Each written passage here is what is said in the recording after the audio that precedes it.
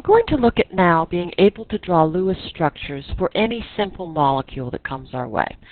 We're going to learn 5 steps that will work every single time to draw a valid Lewis structure for a molecule. Now this seems kind of like a pain, but once you get used to it, it's really pretty straightforward. So let's go through the rules first. The first thing that you're going to do is you're going to count the number of total valence electrons. If the molecule is a polyatomic anion, you're going to add 1 electron for each negative charge. So, for example, if you had PO4, 3-, you would end up adding 3 electrons to your final total. Then, you're going to draw a skeleton structure with the atoms connected by single bonds around a central atom. So there's the key step there. You're going to connect things by single bonds around a central atom. And I will identify the central atom for you by either bolding it or underlining it. The third step is you're going to put the remaining electrons on the outside atoms to complete the octet rule. Unless it's hydrogen, hydrogen can only have 2 electrons. Once the octets have been completed on the outside atoms, you're going to use any remaining electrons to fill the octet on the central atom. When you're done with that, if the central atom does not have a full octet, try sharing lone pairs from the outside atoms to form double or triple bonds.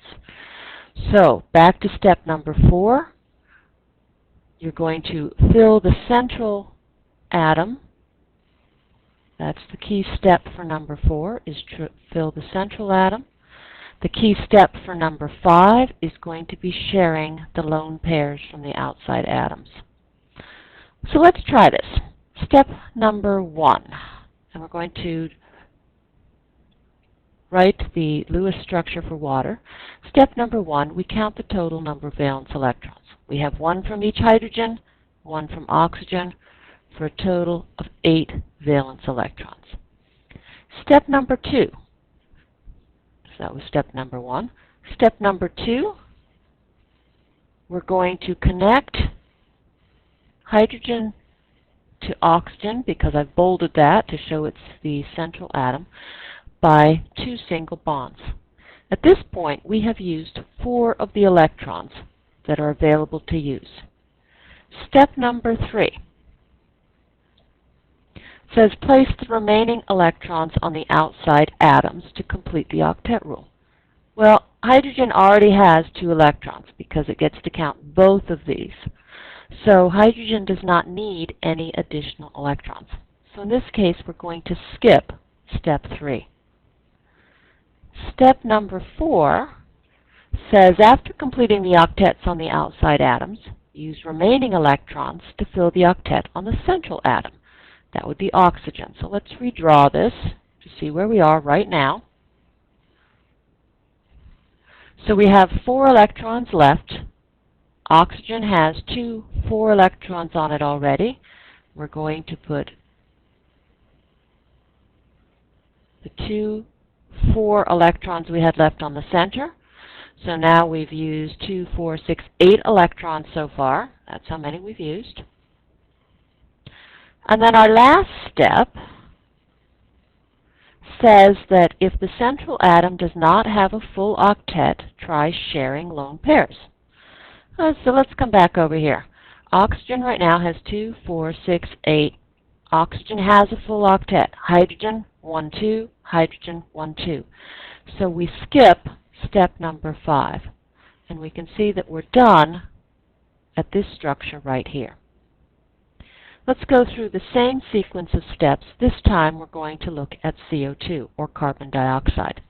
So step number 1, count the valence electrons. We have 4 from carbon and 2 times 6 from the oxygens, for a total of 16 electrons that we can use.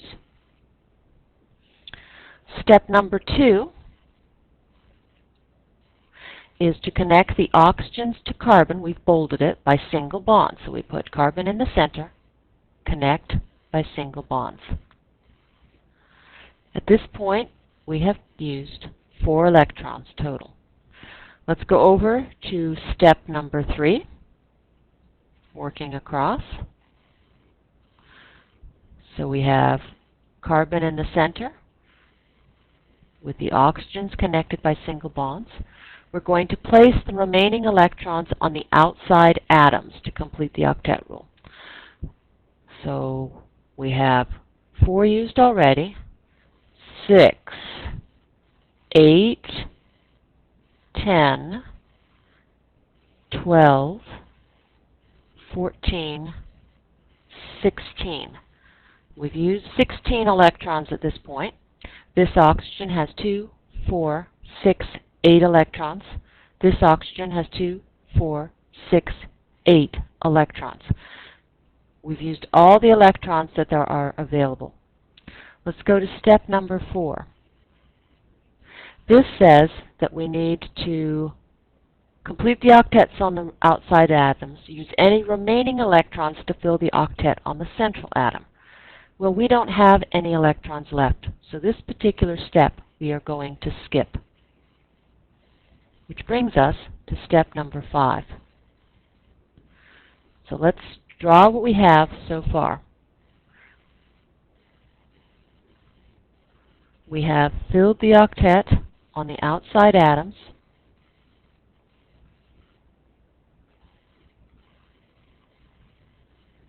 Our last step says if the central atom does not have a full octet, try sharing lone pairs from the outside atoms to form double or triple bonds. So carbon has 2, 4. It only has 4 valence electrons. It needs a total of 8. So what we're going to do is we're going to take this lone pair and we're going to turn it into a shared pair. And we're going to take this lone pair and we're going to turn it into another shared pair.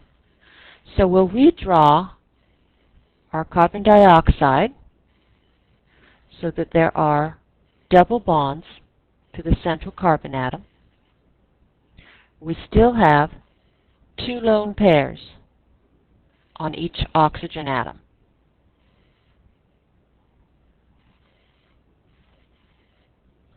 Let's check and see how this looks. On oxygen, we have 2, 4, 6, 8 valence electrons. This oxygen has 2, 4, 6, 8 valence electrons. And this carbon has 2, 4, 6, 8 valence electrons. So we have a structure for carbon dioxide where every atom is meeting the octet rule. We're going to try a couple more further down the page. Let's try a few more. And let's try to do some shorthand rules up here. The first thing that you're always going to do is to count the valence electrons. So count valence electrons. Your next step is you're going to put in just the single bonds. Third step is you're going to fill the outside atoms. Fourth step, fill the inside. And your last step is share. And remember, you may not end up doing all of these steps. So let's take a look at SO3, sulfur trioxide, and that should be a subscript there. First thing we're going to do is count the total number of valence electrons. So step number 1, we count the total number of valence electrons. We have 6 plus 3 times 6 for a total of 18 valence, I can count, for a total of 24 valence electrons per sulfur trioxide. Sulfur is in the center, so we're going to, in step number 2, connect all the oxygens to the sulfur by single bonds. So at this point, we've used up a total of 6 electrons. Step number 3, we're going to fill those outside atoms.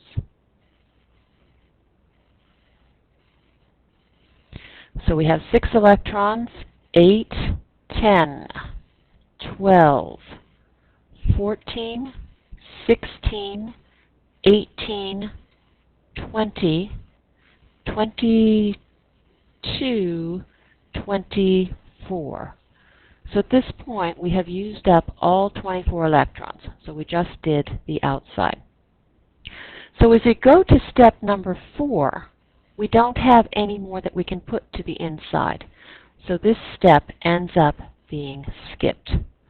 Our last step is that we're going to share valence electrons. So let's come over here and look at what we're going to do. We have 2, 4, 6 valence electrons on sulfur. So sulfur needs one more pair of valence electrons. So what we're going to do is we're going to take this lone pair on oxygen and we're going to share it to make a double bond. So now we're going to have a double bond at this position right here. One pair of the electrons has become a shared pair.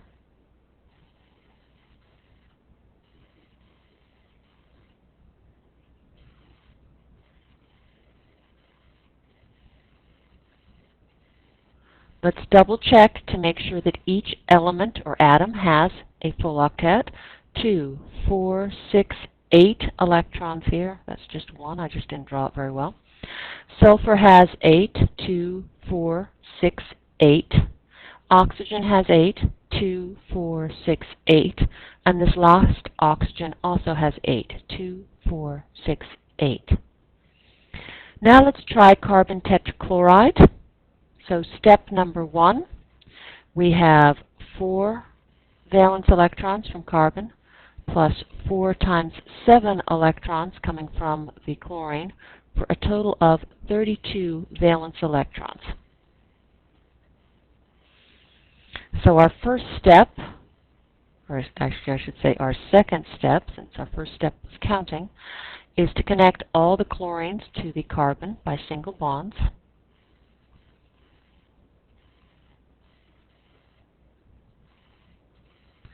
Step number 3 is to fill all of the outside atoms. So let's go ahead and fill all of the outside atoms here.